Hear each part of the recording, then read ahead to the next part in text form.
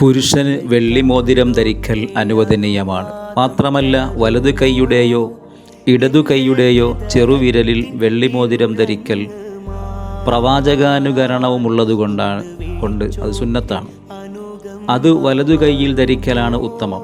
കാരണം അധിക ഹദീസുകളിലും വന്നിട്ടുള്ളത് അങ്ങനെയാണ്. മാത്രമല്ല മോതിരം അലങ്കാരമാണ്. അലങ്കാരത്തിന് അർഹമായത് ശ്രേഷ്ഠകരമായ വലം കൈ തന്നെയാണ്.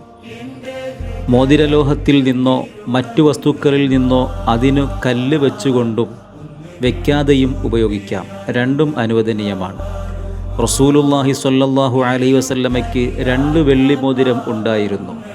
അതിൽ ഒന്നിൻ്റെ കല്ല് അതേ ലോഹം കൊണ്ട് തന്നെ നിർമ്മിതമായിരുന്നു. മറ്റേതിൻ്റെ കല്ല് എത്യോപ്യൻ കല്ലായിരുന്നു.